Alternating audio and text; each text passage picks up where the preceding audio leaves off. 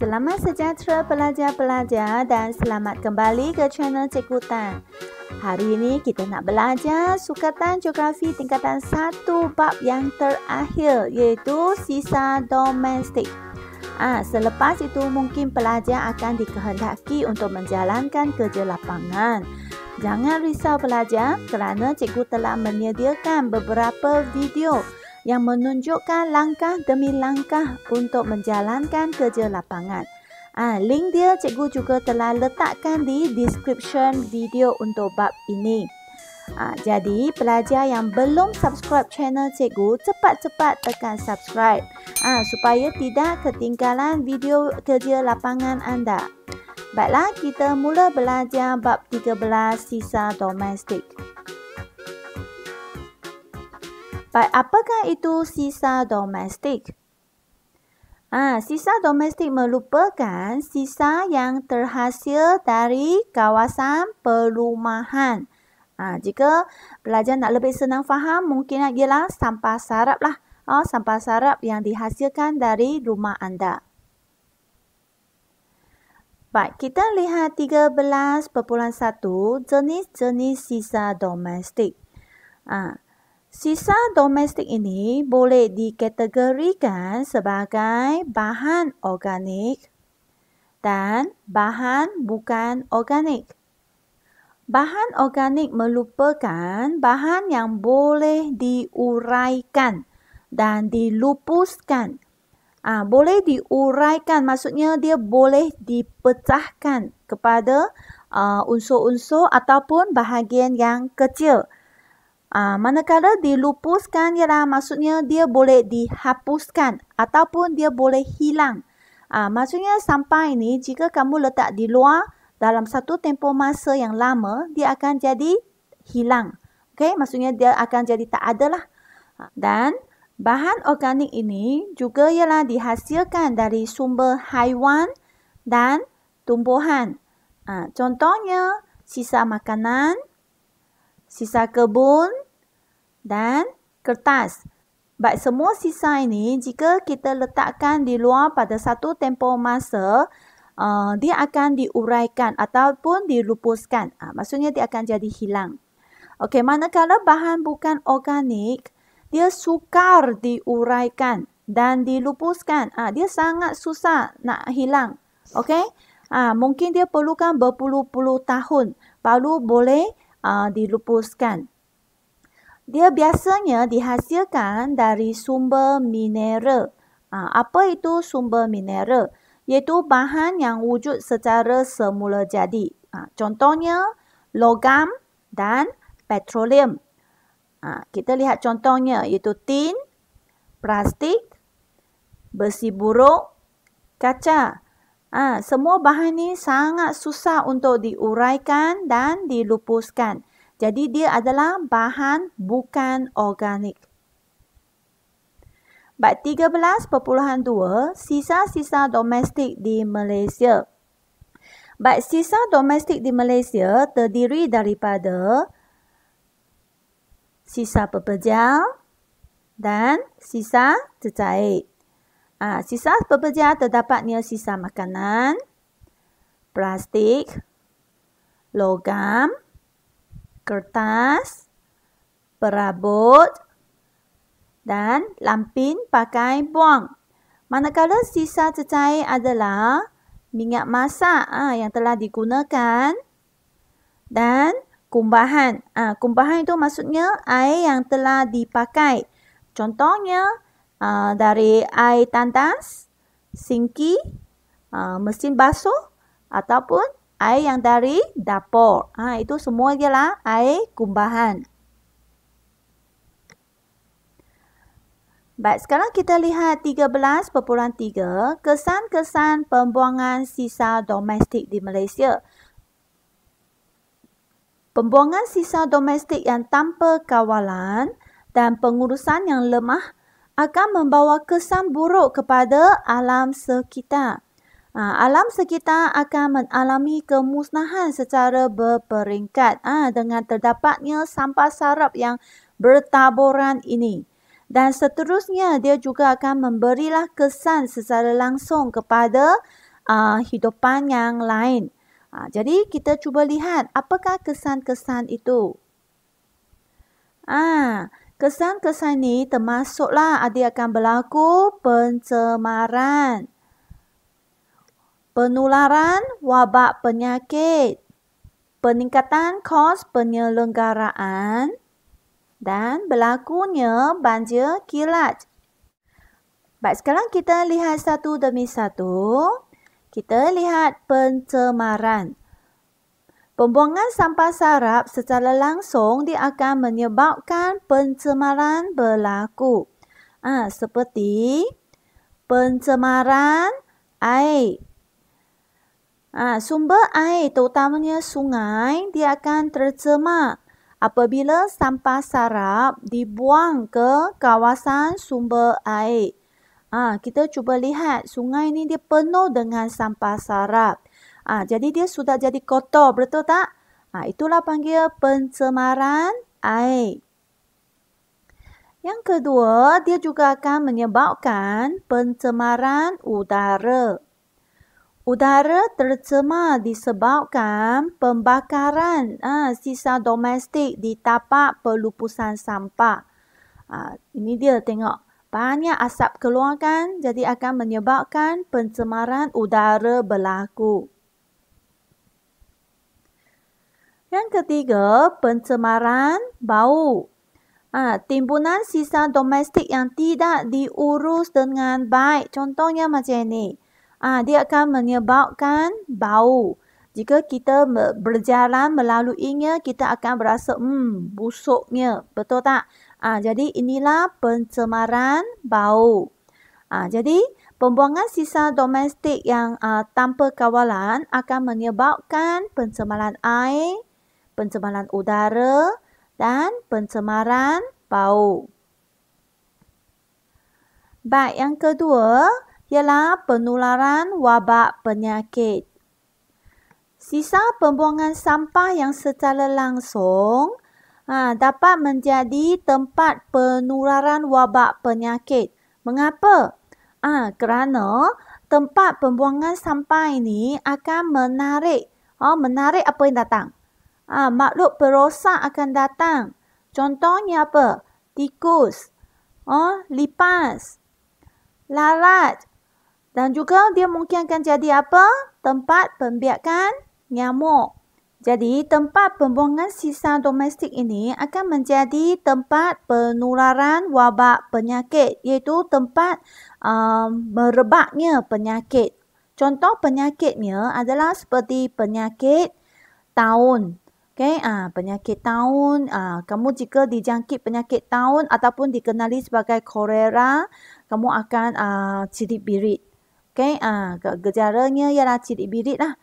Dan juga dehidrasi, maksudnya kekurangan air. Dan demam denggi, malaria, Zika dan juga rotavirus. Semua penyakit ini adalah disebabkan oleh makhluk perosak. Yang ketiga, peningkatan kos penyelenggaraan. Peningkatan jumlah sisa domestik, maksudnya sampah jika semakin banyak, dia akan meningkatkan kos penyelenggaraan yang diuruskan oleh pihak kerajaan, khususnya pihak berkuasa tempatan. Kos penyelenggaraan yang perlu dibiayai oleh PBT ialah melibatkan kos penyelenggaraan tapak pelupusan, baik pulih kemusnahan, perawatan air tercemar. Jika air tercemar, mereka terpaksalah pergi merawatkan atau membersihkan. Dan juga gaji pekerja pembersihan. Baik, akhir sekali adalah banjir kilat. Sikap tidak bertanggungjawab penduduk yang membuang sisa domestik ke dalam longkang, parit dan sungai, dia akan menyebabkan aliran air tersekat. Maksudnya, air sungai ni ataupun air longkang parit akan tersangkut. Tidak boleh mengalir dengan lancar. Jadi, apabila hujan lebat, jumlah air akan meningkat secara mendadak. Maksudnya air sungai ke atau air longkang ke, semua akan naik secara tiba-tiba. Sehingga menyebabkan banjir kilat berlaku. Baik, jadi ini merupakanlah kesan-kesan pembuangan sisa domestik di Malaysia. Pencemaran, penularan wabak penyakit, peningkatan kos penyelenggaraan dan juga banjir kilat. Baik, jadi jika terdapatnya kesan-kesan negatif, maka kita perlulah fikirkan langkah-langkah untuk mengurangkan kesan pembuangan sisa domestik ini. Baiklah, kita cuba lihat apakah langkahnya. Baik, langkah yang pertama ialah kita menjalankan amalan 3R. Iaitu kurangkan, reduce. Mengurangkan apa-apa yang boleh menyebabkan sampah. Seperti penggunaan beg plastik dan juga bekas polistirena. Kita jangan gunakan ini ataupun kita kurangkan guna. Yang kedua adalah guna semula, reuse. Menggunakan semula bekas minuman, surat khabar, majalah ataupun mendermakan buku-buku dan juga pakaian kepada orang yang perlu. Ataupun kita boleh menjalankan kita semula iaitu recycle. Kita menghasilkan barangan baharu daripada barangan yang terbuang. Seperti penghasilan kraft tangan. Contohnya bekas minuman ini kita boleh jadikannya sebagai kraft tangan ataupun kita boleh jadilah sebagai alat yang boleh digunakan dalam harian kita. Ataupun kita boleh menghasilkan baja kompos daripada sisa makanan kita. Jadi ini merupakan amaran 3R. Reduce, reuse, recycle. Ada 3R di sini kan? Baik, langkah yang kedua adalah penggunaan teknologi terkini. Yang pertama adalah logi waste to energy. Pernah dengar tak pelajar? Dia merupakan teknologi terkini yang mampu mengurangkan sisa yang perlu dihantar ke tapak pelupusan sehingga 85%. Jadi sisa itu nak hantar ke mana sekiranya tidak hantar ke tapak pelupusan. Kita cuba lihat. Waste maksudnya sisa kita kan. Jadi mereka kutipkan sisa domestik kita dan hantarlah pergi ke kilang. Di sana mereka akan menjalankan proses. Okey? Dan selepas proses ini, dia akan menukarkan sisa kita kepada tenaga. Contohnya dia jadikan sebagai minyak, sebagai gas ataupun sebagai tenaga elektrik. Dia menukarkan sisa kita kepada tenaga yang berguna. Teknologi WTE ini juga mampu mengurangkan pencemaran bau jika berbanding dengan tapak pelupusan yang sedia ada. Baik, teknologi yang kedua ialah penciptaan pinggan daripada ubi kayu. Lihat, pinggan ini adalah buat daripada ubi kayu. Jadi dia dapat menggantikan pinggan polistirena dan juga mengurangkan kesan pembuangan sisa domestik.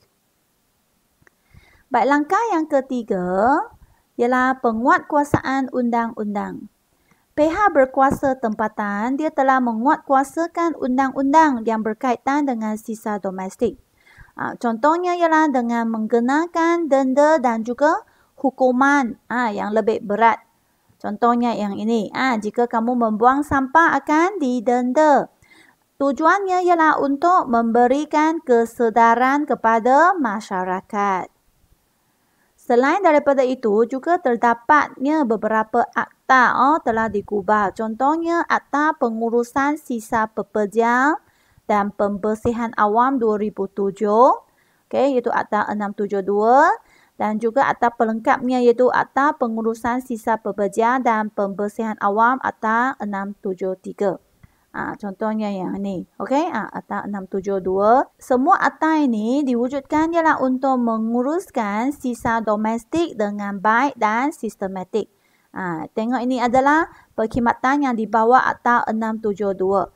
Mereka mesti memberikan perkhidmatan kutipan terhadap sisa-sisa domestik kita 2 kali seminggu. Jika pelajar kamu perasan di dalam kawasan perumahan kamu, lori sampah itu juga datang 2 kali seminggu untuk mengkutipkan sampah sarap rumah kamu. Betul tak? Dan untuk sisa domestik yang boleh dikita semula adalah 1 kali seminggu. Ini semua adalah perkhidmatan yang dibawa ATA 672. Baik, langkah yang keempat adalah pendidikan. Program pendidikan tentang penjagaan alam sekitar telah diterapkan kepada generasi muda, terutama dari peringkat awal, mengajarkan generasi muda itu macam mana nak menjaga alam sekitar kita. Mata pelajaran geografi dan sains juga dapat memupuk kesedaran dalam kalangan murid. Pelbagai aktiviti telah dijalankan di sekolah.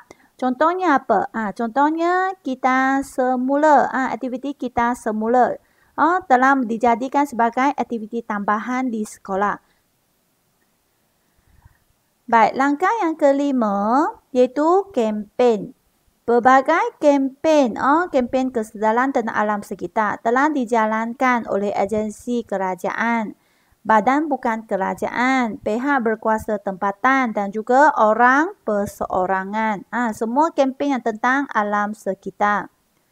Kempen-kempen ini dia telah dijalankan secara menyeluruh melalui pelbagai media sosial. Contohnya mungkin dia melalui Facebook, melalui YouTube, melalui Google, banyak media sosial. Jabatan Alam Sekitar juga telah menjalankan pelbagai kempen. Contohnya, kempen kesedaran alam sekitar, kempen 3R, kempen cintai sungai kita, dan banyak lagi dan lain-lain kempen. Semuanya ialah tentang cara-cara untuk menjaga alam sekitar kita. Baiklah, kita sudah habis bab 13 dan ini merupakan imbas kembali untuk bab ini. Okey, apakah jenis sisa domestik, apakah kesan-kesannya dan apakah langkah-langkahnya. Terima kasih kepada semua kerana telah menyokong channel Cikgu Tan dan juga telah menonton video geografi dari bab 1 hingga ke bab 13. Jangan lupa memberikan sokongan kepada cikgu dengan tekan subscribe dan aktifkan loceng notification.